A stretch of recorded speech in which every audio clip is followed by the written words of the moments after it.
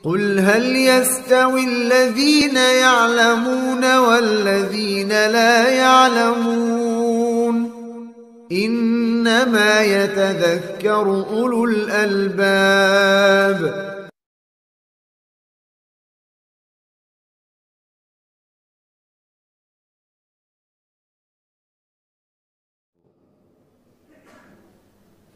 Suami adalah laki-laki yang telah menikah dengan wanita pilihannya. Itulah dia suami. Suami adalah pemimpin bagi istri dan anak-anaknya. Sebagaimana firman Allah Ta'ala, Ar-rijalu qawwamuna 'alan nisa bima faddalallahu ba'dahum 'ala ba'd. Laki-laki adalah pemimpin bagi para wanita.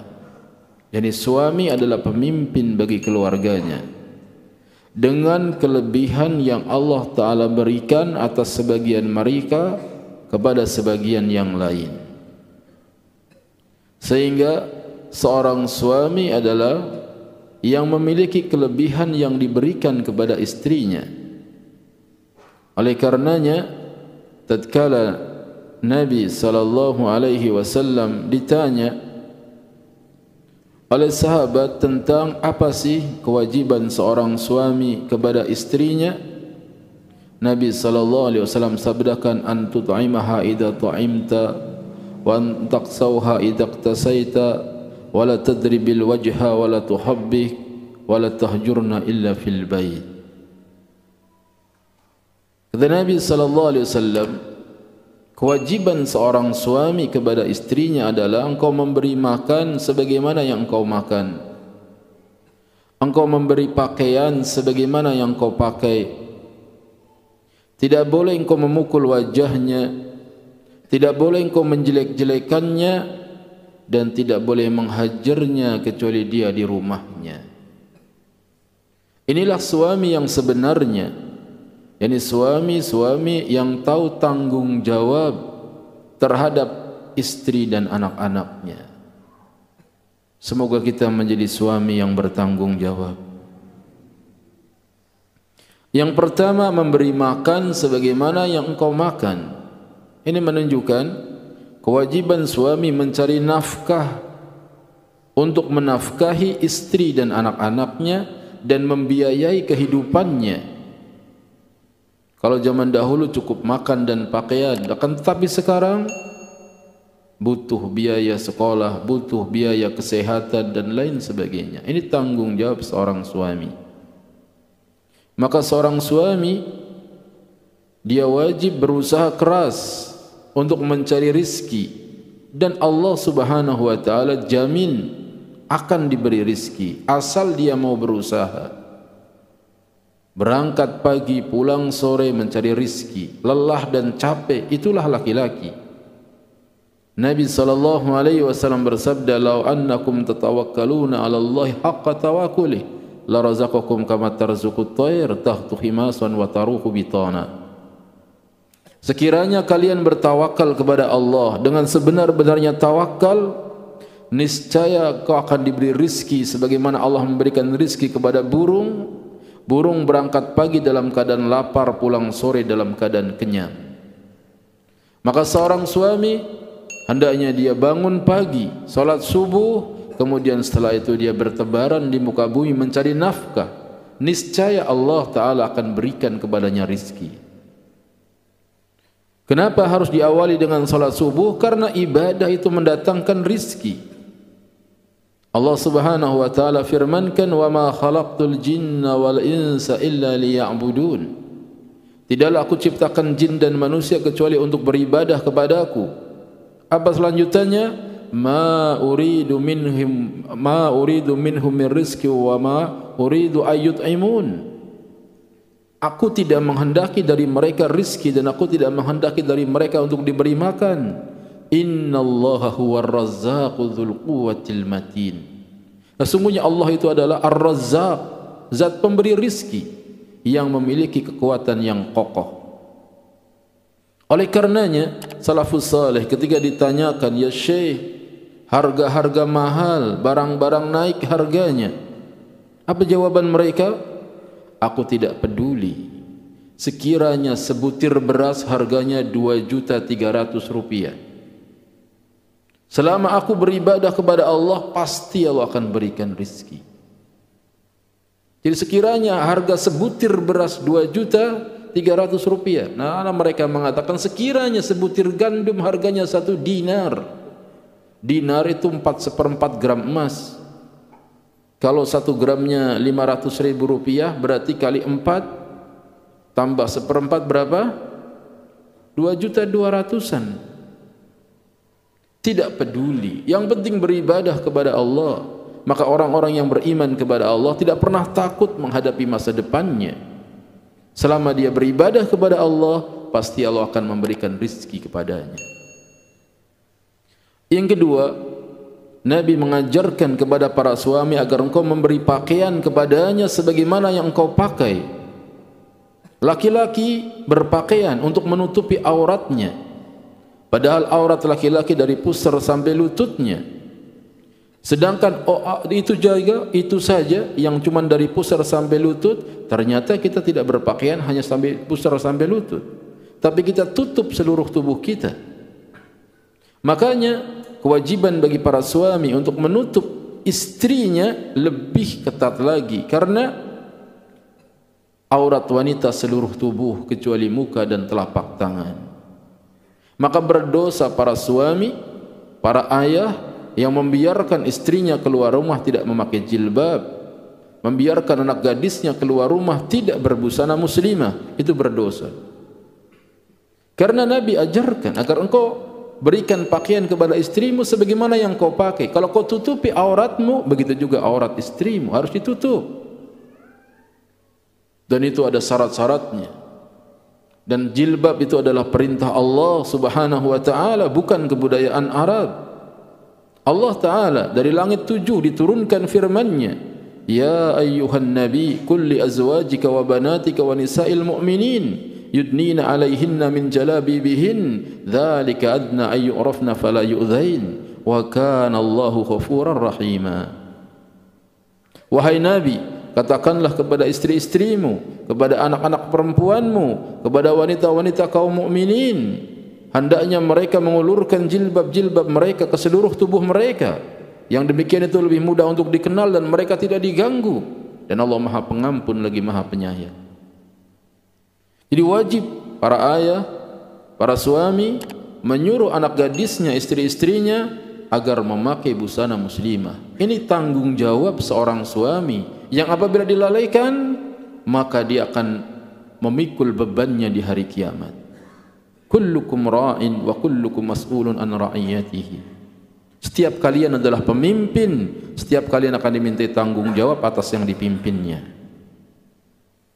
Yang ketiga, wala tadribil wajha. Jangan memukul wajah istri. Tidak boleh seorang suami memukul wajah istrinya.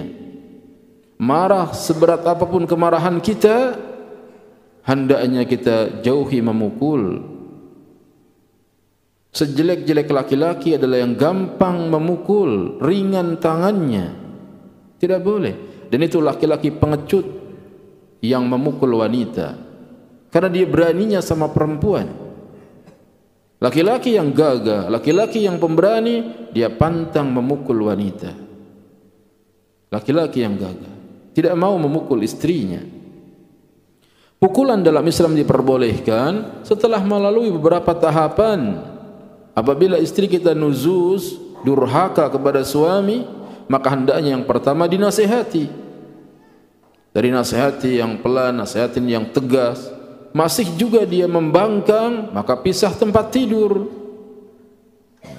Pisah tempat tidur juga tidak mau jera, ketika itulah dia boleh memukul. Darban ghaira mubarrih, dengan pukulan yang tidak membekas, dengan pukulan yang tidak melukai. Sekedar pukulan untuk memberitahu bahwa kita sedang marah. Diajarkan pukul dengan siwak, kayu siwak yang buat sikat gigi itu. Lagi marah dipukul istrinya, sehingga enggak bahaya. Atau pukul dengan kain sarung, tapi jangan dipelintir dulu.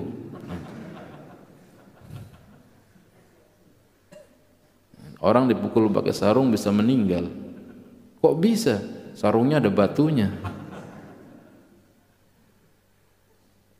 Tidak boleh laki-laki memukul istrinya. Tidak boleh memukul istrinya. Istri kita anak orang lain, dia punya keluarga. Sebagaimana kalau anak kita dipukul sama suaminya, kita ayahnya tidak rela. Begitu juga adik kita perempuan dipukul sama suaminya, kita sebagai kakaknya tidak rela. Begitu juga istri kita, dia punya saudara. Apabila kita mendoliminya, maka saudaranya tidak akan rela. Kalau tidak mau keluarga kita disakiti oleh orang lain, maka jangan kita sakiti. Bukan berarti istri-istri saya suka-suka saya, tidak. Istri kita untuk membangun rumah tangga menuju kebahagiaan. Kalau kita suka, hendaknya kita terus bersamanya. Kalau kita tidak suka, kembalikan kepada orang tuanya. Tidak boleh kita mendoliminya. Ini suami. Kemudian yang keempat, setelah dia memberi makan, memberi pakaian dan tidak memukulnya, wala tuqabbih, tidak boleh kita menjelek-jelekan. Walaupun benar istri kita jelek, enggak boleh kita bilang jelek. Walaupun memang jujur kita, tidak boleh. Jelek loh. Istri jelek mau, udah kadung dari. Tidak boleh menjelek-jelekan istri kita. Karena Allah Ta'ala telah ciptakan manusia dalam sebaik-baik bentuk. Dan kita melihat kebaikan-kebaikan yang ada pada istri kita. Mungkin ada kekurangannya, sebagaimana kita juga banyak kekurangannya. Tidak boleh. Sabar melihat kenakalan istri.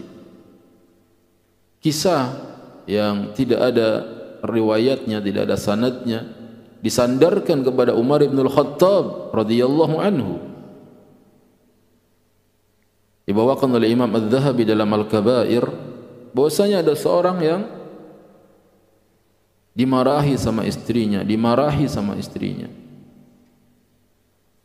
Maka dia jengkel, dia ingin laporkan kenakalan istrinya kepada Amirul Mukminin Umar bin Al-Khattab.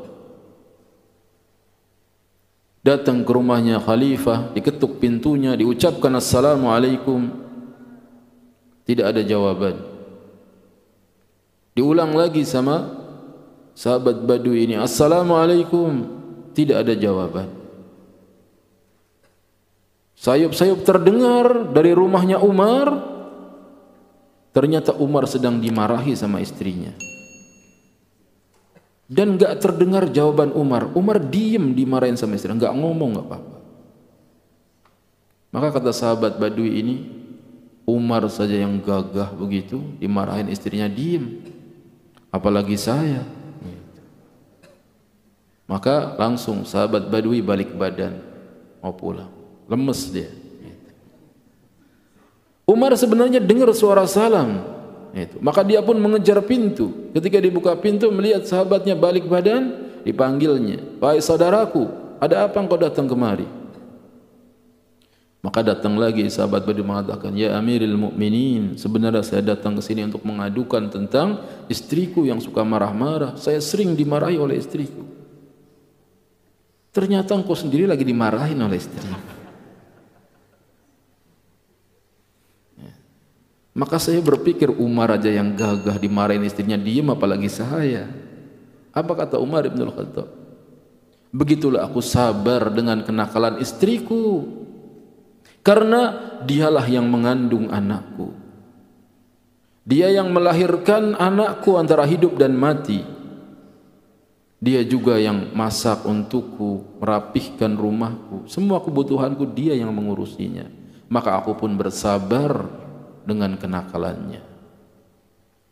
Sekiranya para suami berpikir yang seperti ini, niscaya dia akan sadar. Sanggupkah kita mengandung anak kita? Selamanya tidak mungkin kita sanggup. Hanya istri kita yang bisa. Jangankan mengandung, menyusui saja udah lahir. Gak ada laki-laki bisa menyusui. Kalau harus bayar berapa? Kadang ada orang enak aja istri di rumah, gak kerja, gak apa-apa. Ini suami kurang berpikir. Kadang istri kita, dia jadi pembantu. Dia masak, dia nyuci, dia ngurus anak. Istri kita jadi dokter gigi, anak kita diperiksa giginya. Istri kita jadi tukang ojek, nganterin anak ke sekolah bolak-balik. Itu kalau mau bayar berapa? Semua ditangani kadang oleh istri kita. Maka tidak boleh suami-suami sombong, kemudian menganggap istrinya enggak ada kerjanya, cuman di rumah saja. Siapa yang ingin merasakan betapa beratnya pekerjaan seorang wanita, cobalah dia di rumah 3 hari dengan anaknya yang masih kecil. Niscaya dia akan merasakan betapa besar jasa istrinya.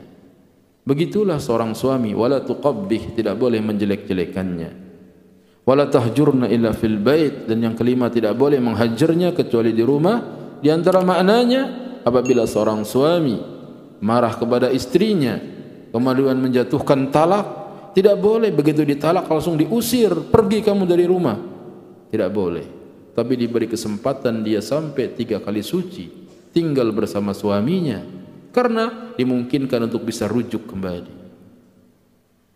Suami yang tahu kewajiban seperti inilah yang berhak diperlakukan dengan baik oleh istrinya, disayang, dimanja oleh istrinya, yang istilahnya suami adalah bayi besarmu. Maka para istri hendaknya berbuat baik kepada suaminya.